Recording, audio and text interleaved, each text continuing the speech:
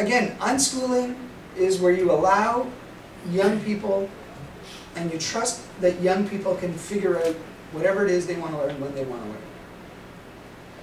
And some people will say, well, they're not capable of doing that. How do young people know what they want to learn? And I'm here to tell you that it's not true. They are very capable. We oppress children to the point where we don't allow them opportunities to unfold in ways that they need to unfold. And I used to teach a course called Curriculum Development, Assessment and Evaluation, right? And I did it in a different way, but still, part of the point was that teachers were supposed to create units with the Ontario Curriculum Unit Planner and all that stuff, right? And I'm telling you, I had people crying because they couldn't figure it out. Adults didn't know how that process would work. Extensions, like 3-month extensions, because they just didn't know and couldn't figure out how to create curriculum, what they need to be doing and all this stuff. My 3-year-old and my 5-year-old, ever since they were born and probably prenatal, right, can figure out what it is they need to do. Watch children play.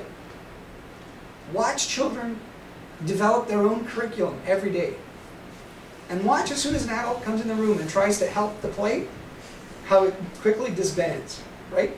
Children know what to do. My young children create a more, on their own, I never tell them to do anything, a more rigorous curriculum for themselves than any schooling environment can ever produce. Just by living their lives and doing things every day. I looked out my window the other day and I see a whole bunch of children on our court with sidewalk chalk, writing and drawing probably more than they did all year in school, just because they're playing. And my 3-year-old is right there with them, engaging in play, learning things that you learn within the context of schooling, right? Now, again, unschooling also doesn't put limits on when you need to be learning things. So if you learn to read at 3, that's fine. If you learn to read at 4, fine. 7, fine. 14, not a problem. Why do you have to learn? I have yet to figure out why a 3-year-old or a 4-year-old has to read. I don't know why a 4-year-old or a 3-year-old has to read. It's another one of those myths that we have to keep teaching them sooner and sooner to read earlier and earlier. Why? I have no idea. If they want to, that's fine. And many children do want to. Just because, right? And so you don't have to force children to get them to learn how to read like we do in schools. You have to just allow them to unfold, and they will do it whenever they want to or ready to. And there are all kinds of examples from the unschooling community where this happens. And my own children it's the same thing.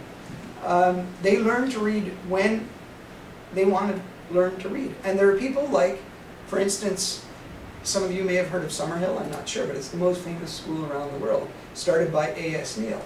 And now his daughter, Zoe Redhead, is running it. And I read that she didn't start reading until she was 14 years old. And now she's running Summerhill School. Wendy Prisnitz has 2 daughters, and she's edits Life Learning Magazine, and she founded Life Learning Magazine. And her children didn't start reading until they were much later in life. So why do you have to learn to read at such a young age? It makes no sense. Now what do schools do? If you don't learn how to read early, they label you. And they say you're special ed and you need help. And they give you a label and they put you in a particular room where you know from then on you're doomed. They say they're trying to help you, but how they teach children to read in schools is wrong.